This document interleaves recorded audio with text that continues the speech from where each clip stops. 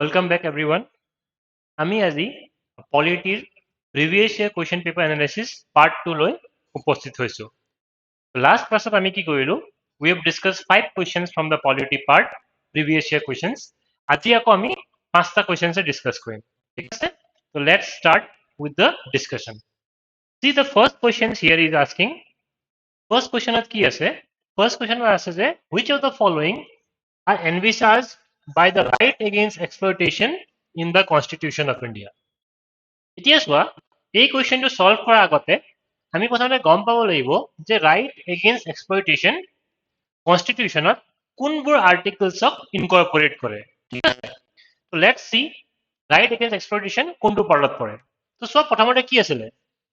Right to equality, article 14 to 18, তাৰপিছত right to freedom, article 19 to 22, right against exploitation, article 23, 24. Next asil freedom of religion, article 25 to 28, cultural educational rights 29, 30, and lastly right to constitutional remedies, article 32. So যদি আমি এইখিনি information এবাৰ পঢ়ি লওঁ, এতিয়া যদি আমি কুৱেশ্যনটো সলভ কৰিব যাওঁ, then we can easily solve the question.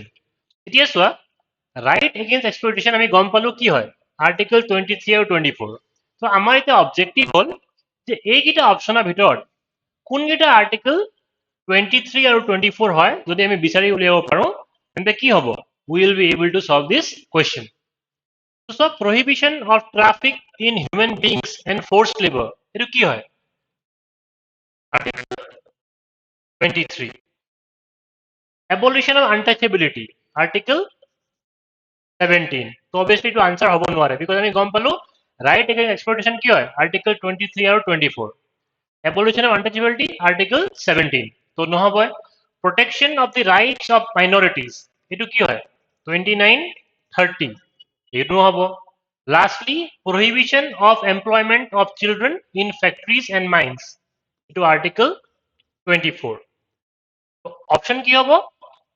article 23 and 24 যোনটো অপশনে ইনকর্পোরেট করিব, that will be the answer. so answer হ'ব point number 1 and 4. এই কুৱেশ্যনটো সলভ কৰোঁতে আমি এলিমিনেশ্যন টেকনিকো ইউজ কৰিব পাৰোঁ। যেহেতু আমি দেখিছো যে option 2 is incorrect, so let's eliminate option 2, option 2, option 2, option 2. so এই তিনটা অপশন যদি আমি এলিমিনেটও কৰি দিওঁ, তেন্তে কি হ'ব? we will again arrive at the same answer. so এনেদৰে আমি কি কৰিব পাৰোঁ? এনালাইসিসটো কৰিব পাৰোঁ। so যেতিয়া আমি এই কুৱেশ্যনটো পঢ়িম, তো লগালগ আমি কি কৰিম? এই বাকি যোনকেইটা আৰ্টিকলছ আছে, এই গোটেইকেইটা আৰ্টিকলছ এবাৰ ৰিভিজনো কৰি লিম। এই কুৱেশ্যনত কি ডিমান্ড কৰিছে? in the election of the Lok Sabha and state legislative assembly, মানে লোক সভা আৰু state assembly election হওঁতে কৈছে the winning candidate must get at least 50% of the votes polled to be declared elected. তো এইটো এটা হয় জানো যে আমাৰ যোনবোৰ এমপি আছে বা এমএলএ আছে, সিহঁতক ইলেকশ্যন জিকিবৰ কাৰণে 50%তকৈ বেছি ভোটছ লাগে জানো? নালাগে, বিকজ আমাৰ চিষ্টেমটো কি হয়? First pass the post system. এই চিষ্টেমৰ মতে কি হয়? যোনজন কেণ্ডিডেটে সবতকে বেছি ভোট পাব, সেইজন কেণ্ডিডেট কি হ'ব? ইলেকশ্যনত জয়যুক্ত হ'ব। কণ্ডিশ্যন ইয়াত কি আছে যে 50% যোনটো ৰিকুৱাৰমেণ্ট, সেইটো আমাৰ ইয়াত নাই ফাৰ্ষ্ট পাছ দ্য পোষ্ট চিষ্টেমত। ঠিক আছে, তো এই 50% যে ইয়াত কৈছে, এইটো ৰিকুৱাৰমেণ্ট কোনটো ইলেকশ্যনত আছে? যদি আমি ভাবো, তেন্তে উই নো ডেট প্ৰেচিডেন্সিয়েল ইলেকশ্যনত কি হয়? The president is required to secure at least 50% of the votes to get elected. ঠিক আছে, similarly vice presidential election কি হয়? the vice president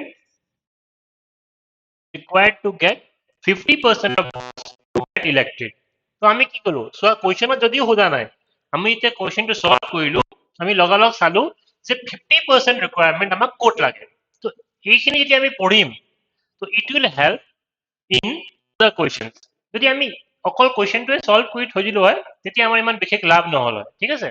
সেইকাৰণে আমি কি কৰিলো 50% ৰিকোয়াৰমেন্ট যত হয় সেইটো আমি পঢ়িবলৈ চেষ্টা কৰিলো আৰু আমি গম পালো যে প্ৰেসিডেন্ট আৰু ভাইস প্ৰেসিডেন্সিয়েল ইলেকশন 50% ৰিকোয়াৰমেন্ট হয় তো ইয়াৰ বাহিৰে যদি কিবা বেলেগ আছে কাৰোবাৰ ইলেকশন যত 50% ৰিকোয়াৰমেন্ট হয় সেইখিনি আমি সাৰ্চ কৰি মেলি পঢ়িব পাৰিম ঠিক আছে আমি গম পালো this statement is incorrect because আমি জানো যে first pass the post system যোনটো ইন্ডিয়াত ফলো হয় তাত উইনিং ক্যান্ডিডেটে এমপি এমএলএ সিহঁতি 50% ভোটস নাপালেও ইলেকশনত জিকিব পাৰে ঠিক আছে নেক্সট অপশনটো কি লিখা আছে according to the provisions laid down in the constitution চোৱা এই wordটো important কি কৈছে according to the provisions laid down in the constitution of India মানে কৈছে সংবিধানত এই provisionটো মেনশন কৰা আছে বুলি কৈছে কি provision the speaker post goes to the majority party and the deputy speakers to the opposition ঠিক আছে তো চোৱা যদিও এই স্টেটমেন্টটো শুদ্ধ যে স্পিকাৰৰ পোষ্টটো গভর্নমেন্টের লগত থাকে আর ডেপুটি স্পিকার পোস্টটো অপোজিশনের লগত যায় ঠিক আছে তো এই যদিও স্টেটমেন্টটো শুদ্ধ কিন্তু এটো কি হয় কনভেনশন হয় ঠিক আছে কনভেনশন হয় সংবিধানত কিন্তু ইয়াৰ মেনশন নাই সেইকাৰণে কি হয় যদিও এই স্টেটমেন্টটো শুদ্ধ হয় সংবিধানত এই স্টেটমেন্টৰ উল্লেখ নাই সেইকাৰণে কি হ'ব this statement will be incorrect যদি ইয়াত কনস্টিটিউশন অফ ইন্ডিয়া নিদিলে হয় তেতিয়া কিন্তু স্টেটমেন্টটো শুদ্ধ হল হয় কিন্তু ইয়াত কি কৰিছে স্টেটমেন্টত কনস্টিটিউশন অফ ইন্ডিয়া লিখা আছে সেইকাৰণে কি হৈ যাব এই স্টেটমেন্টটো ইনকাৰেক্ট হৈ যাব তো এই ক্ষেত্ৰত কি হ'ব the option will be neither one nor two তো চোৱা সেইকাৰণে পৰীক্ষাত যেতিয়া কোৱেশ্চন আহে আমি ফোকাস কৰিব লাগিব যে কোৱেশ্চনে সংবিধানত আছে হেতু সুধিছে নে অকল নৰমাল কে সুধিছে ঠিক আছে তো চোৱা যদি ইয়াত কনস্টিটিউশন ওয়ার্ড মেনশন নাথাকে the statement will be correct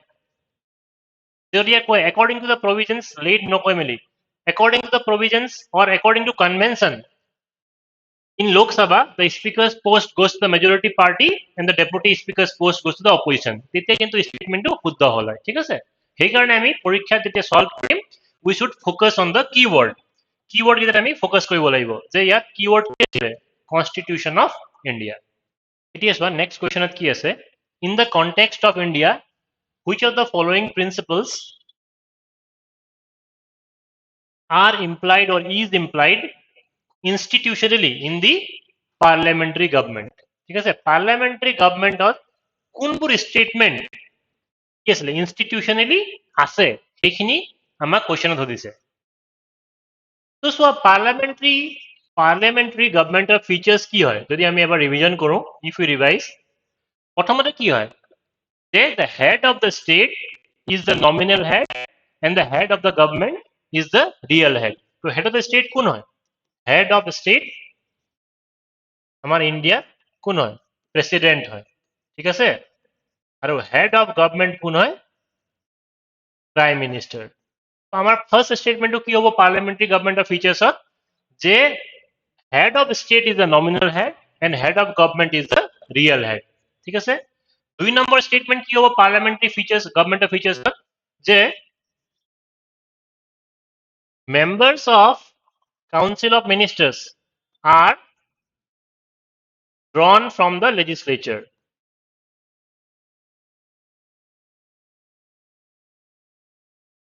কি কৈছে members of council of ministers are drawn from the legislature মানে কি যে আমাৰ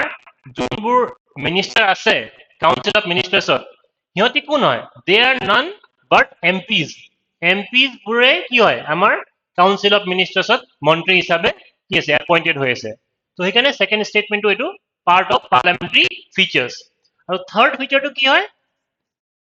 the council of ministers are collectively responsible to the Lok Sabha ঠিক আছে এটো হল আমাৰ থার্ড ফিচার মানে কাউন্সিল অফ মিনিস্টার্স রেসপন্সিবল কোট হয় লোক সভাতে হয় রাজ্য সভাত নহয় ঠিক আছে তো council of ministers are collectively responsible to Lok Sabha তো এইখিনি ইনফরমেশন আমি ডিসকাস কৰি মেলি এতিয়া আমি কোৱেশ্চনটো সলভ কৰিব যাওঁ ঠিক আছে তো ফাৰ্স্ট স্টেটমেন্টটো কি দেখাই আছো মেম্বাৰ্স অফ দ্য ক্যাবিনেট তো ক্যাবিনেট কি হয় যদি এই ডাঙৰ এটা কাউন্সিল অফ মিনিষ্টাৰ্ছ হয় এইটো গোটেইটো তো কাউন্সিল অফ মিনিষ্টাৰ্ছৰ এটা অংশ কি হয় ক্যাবিনেট হয় হয়নে তো আমি অলপ আগত ডিসকাস কৰিলো ন যে members of council of ministers are drawn from the legislature হয়নে এইটো সেকেন্ড পয়েন্ট তো ইয়াত কি দিছে members of cabinet are members of the parliament obviously অলপ আগতে ডিসকাস কৰিছিলো second point of the features তেন্তে কি হ'ব এই স্টেটমেন্টটো শুদ্ধ হ'ব নেক্সট কি লিখা আছে ministers hold the office till they enjoy confidence in the parliament তো যেতিয়ালৈকে কেন্দ্ৰীয় মন্ত্ৰীমণ্ডলৰ পাৰ্লামেণ্টত কি আছে কনফিডেন্স আছে তো ইয়াত যদি কালেক্টিভলি ৰেসপন্সিবল বুলি দিয়া হেতেন নহয় তেতিয়া কিন্তু অকল লোকসভা বুলিয়ে হ'ব বিকজ স্টেটমেন্টটো তেনেকুৱা the council of ministers are collectively responsible to Lok Sabha কিন্তু যেহেতু ইয়াত কনফিডেন্স বুলি কৈছে তো কনফিডেন্সটো যেতিয়া দিয়ে আমি পাৰ্লামেণ্ট বুলিও আমি ক'ব পাৰিম ঠিক আছে বিকজ এইটো কি হয় কনষ্টিটিউচনেল ষ্টেটমেন্ট নহয় জাষ্ট ইমপ্লাই কৰিছে So ministers hold the office till they enjoy confidence in the parliament. এই স্টেটমেন্টটো কি হ'ব এটো শুদ্ধ হ'ব কিন্তু যদি ইয়াত দিয়া থাকিলে হয় যে council of ministers are collectively responsible to parliament তেতিয়া কিন্তু ভুল হৈ গ'ল হয় বিকজ আমি জানো the council of ministers are collectively responsible to the lok sabha তেতিয়া কিন্তু parliament দেখিলে স্টেটমেন্টটো ভুল হৈ যাব because third principle of parliamentary features সেই স্টেটমেন্টটো কি হয় the council of ministers are collectively responsible to the lok sabha parliament নহয় কিন্তু যদি কনফিডেন্স বুলি কয় তেতিয়া আমি পার্লামেন্ট ওয়ার্ডটো একসেপ্ট কৰিব পাৰো ঠিক আছে the third statement চাও the cabinet is headed by the head of the state এতিয়া আমি ডিসকাস কৰিছিলো head of the state কোন হয় প্ৰেসিডেন্ট তো প্ৰেসিডেন্টে কি ক্যাবিনেটৰ হেড নেকি নহয় নহয় ক্যাবিনেটৰ হেড কোন prime minister is the head of the cabinet or council of ministers ঠিক আছে তো এই স্টেটমেন্টটো কি হৈ গ'ল সেইকাৰণে এই স্টেটমেন্টটো ভুল হৈ গ'ল because the cabinet is headed by head of the কি হ'ব head of the government ঠিক আছে আমি অলপ আগত ডিসকাস কৰিছিলো this first point যে head of state কোন হয় প্ৰেসিডেন্ট head of government কোন হয় প্ৰাইম মিনিষ্টাৰ তো আমাৰ ক্যাবিনেট কোনে হেড কৰে প্ৰাইম মিনিষ্টাৰে তো প্ৰাইম মিনিষ্টাৰ কোন হয় হেড অফ দি গভৰ্নমেন্ট সেইকাৰণে থাৰ্ড স্টেটমেন্টটো কি হৈ যাব ভুল হৈ যাব যদি আমি থাৰ্ড স্টেটমেন্টটো ভুল কৰি দিও 3 3 3 কি হ'ল তিনটা অপচন গুচি গ'ল বাকি থাকিল অকল অপচন 1 তে আনসার হ'ব 1 and 2 only তো সোয়া কোৱেশ্চনছ খিনি যে আমি কৰো সলভ কৰো ঘৰত তো এনেদৰে লিখি লিখি কৰিবা যেনেকৈ আমি সিসেট সলভ কৰো নহয় তেনেদৰে জিএস পেপাৰটো আমি লিখি লিখি যেতিয়া সলভ কৰিম তেতিয়া কি হয় ভুল হোৱাৰ চান্সটো কমি যায় and in this way কি হ'ব আমাৰ নলেজও কি হয় এনহেন্স হয় আৰু ইয়াৰ লগে লগে কি হয় ৰিভিজনো হৈ যায় ঠিক আছে so that is the purpose of doing the papers এতিয়া সোয়া next question আকৌ সুধিছে সোয়া কি হৈছে consider the following statements first statement কি লিখা আছে the council of ministers in the center shall be collectively responsible to the parliament সোয়া অলপ আগতে আমি ডিসকাস কৰিছিলো কি কৈছিলো যে কালেক্টিভলি ৰেসপন্সিবল যেতিয়া ওয়াৰ্ডটো আহিব সেই ওয়াৰ্ডটো যেতিয়া আহে আমি পাৰ্লামেন্ট বুলি লিখিব নোৱাৰো বিকজ এই স্টেটমেন্টটো কি আছে ইয়াত লোকসভা বুলি দিয়া আছে কোনটো আৰ্টিকেলত article 75 close 3 the council of ministers shall be collectively responsible to the lok sabha parliament নহয় এখানে অপশন 1 কি হৈ গ'ল ভুল হৈ গ'ল তো অপশন 1 যদি ভুল হৈ গ'ল কি হৈ গ'ল আমি বাকি অপশনস নপঢ়াকেও কি আনসারটো সলভ কৰিব পাৰো কিন্তু অবজেক্টিভটো সলভ কৰা নহয় আমি বাকি দুটা অপশনসও এবাৰ চাই লওঁ ঠিক আছে the union ministers shall hold the office during the pleasure of the president of india তো সোয়া এই প্লেজার অফ দ্য প্রেসিডেন্ট এটো কি হয় প্ৰেসিডেন্টৰ পাৰ্সোনাল প্লেজাৰ নহয় ঠিক আছে যে প্ৰেসিডেন্টে যে ইচ্ছা কৰিলেই যে মিনিষ্টাৰ্ছ ব্লক ৰিমুভ কৰিব পাৰিব সেই স্টেটমেন্টটো কি হয় শুদ্ধ নহয় প্ৰেসিডেন্টে কাউন্সিল অফ মিনিষ্টাৰ্ছ বা নৰ্মেল কিবা কোনো এজন মিনিষ্টাৰ কেতিয়া ৰিমুভ কৰিব পাৰিব যেতিয়া কাউন্সিল অফ মিনিষ্টাৰ্ছৰ লোকসভাত মেজৰিটি নাইকিয়া হৈ যাব তেনে পৰিস্থিতিতে প্ৰেসিডেন্টে ইউনিয়ন মিনিষ্টাৰক অফিচৰ পৰা ডিসমিস কৰিব পাৰে ঠিক আছে নৰ্মেলি নোৱাৰে সেইকাৰণে যোনটো এইটো প্লেজার দিয়া আছে it is not his personal pleasure rather when the council of ministers will lose their majority in the Lok Sabha, only in such cases কি হ'ব আমাৰ প্ৰেসিডেন্টে ইউনিয়ন মিনিষ্টাৰ্ছবোৰক কি কৰিব পাৰিব অফিচৰ পৰা ৰিমুভ কৰিব পাৰিব ঠিক আছে সেইকাৰণে ষ্টেটমেন্টটো কি হ'ব ষ্টেটমেন্টটো শুদ্ধ হয় খালি মই বুজাই দিছো প্লেজাৰটো পাৰ্সোনাল প্লেজাৰ নহয় it is when the union ministers lose their majority in the Lok Sabha. Third statement, the prime minister shall communicate to the president about the proposal for legislation. ঠিক আছে যদি আমি আৰ্টিকল 78 চাওঁ article 78 কি কৈছে যে prime মিনিষ্টাৰে দেশত চলি ইমান ইম্পৰ্টেন্ট কথা আছে সেই কথাষাৰ ৰাষ্ট্ৰপতিক জনাব লাগে it is is constitutional duty সাংবিধানিক দায়বদ্ধতা আছে কাৰ ওপৰত প্ৰাইম মিনিষ্টাৰৰ ওপৰত যে যিমানখিনি ইম্পৰ্টেন্ট পলিচি ডিচিজনছ লোৱা হ'ব সেই গোটেইখিনি ডিচিজনছৰ ইনফৰমেশন প্ৰাইম মিনিষ্টাৰে প্ৰেসিডেন্টক কমিউনিকেট কৰিব লাগে ঠিক আছে তো এবাৰ আৰ্টিকল 78 টো আমি কি কৰিলো ৰিভিজন কৰি ললো তো সব পঢ়োতে আমি এইবোৰ কথা মনত থব লাগে ঠিক আছে সো দ্যাট নেক্সট টাইম যেতিয়া ইয়াৰ ওপৰত কিবা কোৱেশ্চন যদি বেস কৰি আহে আমি সেইবোৰ কোৱেশ্চন অ্যাটেম্প কৰিবলৈ we should be able to attempt that questions ঠিক আছে so this is how you proceed with solving the questions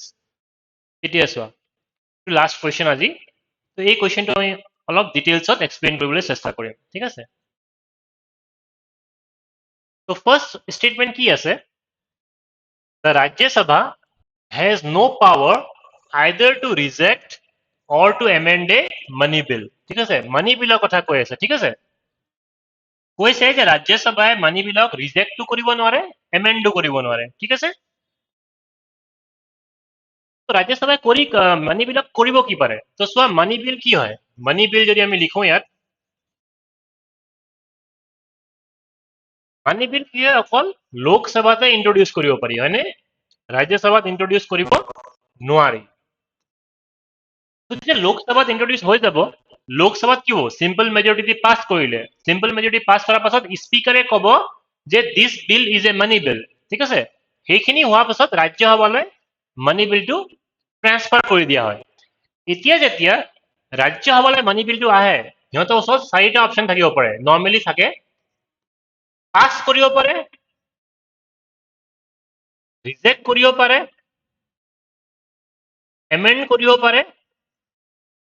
আৰু decide not to act upon আছে তো এই চাৰিটা অপচন নৰ্মেল বিলৰ ক্ষেত্ৰত এপ্লিকেবল মানি বিলৰ ক্ষেত্ৰত অকল কি কৰিব পাৰে অকল পাস কৰিব পাৰে আৰু ৰিজেক্ট কৰিব নোৱাৰে এমেন্ড কৰিব নোৱাৰে আৰু যদি এটো ম্যাক্সিমাম 14 দিনলৈকেহে কি কৰিব পাৰে ৰখাই থব পাৰে যদি 14 দিন ক্ৰস হৈ যায় what happens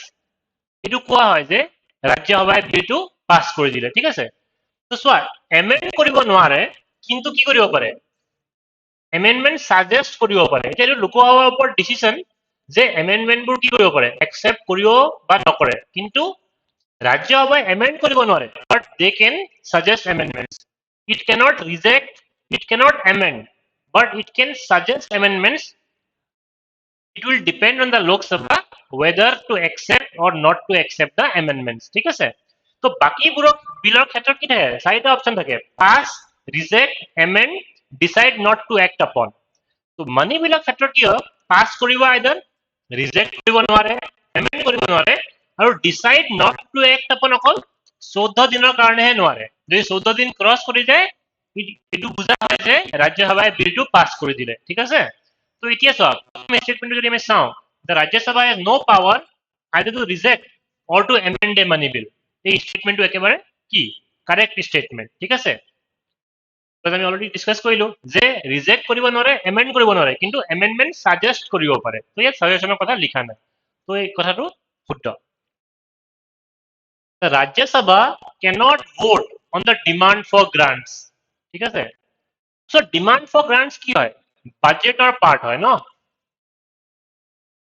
বাজেটৰ পাৰ্ট হয় demand for grants is a part of budget বাজেটৰ কি দুটা পাৰ্ট থাকে কি পাৰ্ট এপ্ৰোপ্ৰিয়েশন বিল আৰু ফাইনেন্স বিল এপ্ৰোপ্ৰিয়েশন বিলত দুটা আমি পাৰ্ট কৰিব পাৰো কি ডিমান্ড ফৰ গ্ৰান্টস আৰু চাৰ্জ এক্সপেন্ডিচাৰ ঠিক আছে তো এই ডিমান্ড ফৰ গ্ৰান্টছৰ কথা আমাক কোৱেশ্যনত সুধিছে তো আমি জানো যে বাজেট যোনটো পাছ কৰা পাৱাৰ অকল লোকসভাৰ লগত আছে ঠিক আছে ৰাজ্যসভাৰ লগত বাজেট পাছ কৰা পাৱাৰ নাই যদি ভাবা ৰাজ্যসভাত বাজেট পাছো নহয় তেন্তে গভৰ্ণমেণ্টৰ ওপৰত একো মানে ইফেক্ট নহয় কিন্তু কিবা কাৰণত যদি লোকসভাত বোলে বাজেট পাছ কৰিব নোৱাৰিলে গভৰ্ণমেণ্টে তেন্তে কি কৰিব গভৰ্ণমেণ্টে ৰিজাইন কৰিব লাগিব অফিচৰ পৰা তো সেইকাৰণে আমি যিটো ষ্টেটমেণ্ট দিছে যে Rajya Sabha cannot vote on the demand for grants এইটো একেবাৰে ভুল ষ্টেটমেণ্ট যদিও ডিছকাশ্যন কৰিব পাৰে ভোটিং কৰিব নোৱাৰে ৰাজ্যসভাই ক'ত বাজেটৰ ক্ষেত্ৰত তো বাজেটত যেতিয়া নোৱাৰে বাজেটৰ ভিতৰত যিমানখিনি অংক থাকিব সেই গোটেইকেইটাৰ ওপৰতে নোৱাৰিব ঠিক আছে তো চোৱা লাষ্ট ষ্টেটমেণ্টটো কি দিয়া আছে the Rajya Sabha cannot discuss the annual financial statement তো চোৱা এনুৱেল ফাইনেন্সিয়েল ষ্টেটমেণ্ট মানে কি হয় অফিচিয়েল ৱৰ্ডত এনুৱেল ফাইনেন্সিয়েল ষ্টেটমেণ্ট আৰু যদি আমি আনঅফিচিয়েল বুলি কওঁ সেইটো হ'ল বাজেট তো ইয়াত কৈছে ৰাজ্যসভাই বাজেট ডিছকাছো কৰিব নোৱাৰে সেইটো ষ্টেটমেণ্টটো কিবা ভুল হ'ব ৰাজ্যসভাই বাজেট ডিছকাছ কৰিব পাৰে কিন্তু ভোটিং কৰিব নোৱাৰে ঠিক আছে যোনটো আমি অলপ আগতে ইয়াত ডিছকাছ কৰিছিলোঁ তো এইখিনি কথা জনাৰ পাছত যদি আমি অপশ্যনটো সলভ কৰিব যাওঁ কুৱেশ্যনটো লেটছ সি কোনবোৰ ষ্টেটমেণ্ট কাৰেক্ট হ'ব তো সব প্ৰথম ষ্টেটমেণ্টটো কি হয় কাৰেক্ট হয় সেকেন্ড স্টেটমেন্টটো কাৰেক্ট হয় আৰু থাৰ্ডটো মই কি ক'লো ভুল হয় বিকজ ডিছকাছ কৰিব পাৰে কিন্তু কি কৰিব নোৱাৰে ভোটিং কৰিব নোৱাৰে ঠিক আছে তো অপশ্যন 3 কি হৈ গ'ল ভুল হৈ গ'ল তো অপশ্যন 3 ভুল হৈ গ'ল বাকিল কি 1 and 2 আমি জানো আনসাৰ তো ইয়াত আমি 1 and 2 টো লগাই দিলো তো this is how you should proceed by solving the previous questions তো চোৱা এইখিনি যেতিয়া এই কুৱেশ্যনটো যেতিয়া সলভ কৰিবা লগালগ কি কৰিব পাৰা তুমি পাৰ্লামেণ্টৰ বাজেটৰী যোনটো প্ৰভিজনছ আছে সেইখিনি এবাৰ ডিছকাশ্যন কৰি ল'ব পাৰিবা ঠিক আছে যে এপ্ৰপ্ৰিয়েশ্যন বিল কি আছিল ফাইনেন্স বিল কি আছিল ডিমান্ড ফৰ গ্ৰান্টছ কি হয় চাৰ্জ এক্সপেণ্ডিচাৰ কি হয় বিকজ নেক্সট টাইম কুৱেশ্যন তাৰ পৰা নাহিব পাৰে এইখিনি টপিকৰ পৰা কুৱেশ্যনছখিনি আহিব পাৰে তো ডেটছ ৱাই আমি লগালগ কি কৰিব লাগে যোনখিনি কানেক্টিং পাৰ্ট এই কুৱেশ্যনটোৰ লগত সেই গোটেইখিনিৰ পৰা আমি ডিছকাছ কৰি ল'ব লাগে ঠিক আছে আমি এই ক্লাছটো ইয়ালৈ সামৰণি মাৰিছো থেংক ইউ এভৰিৱান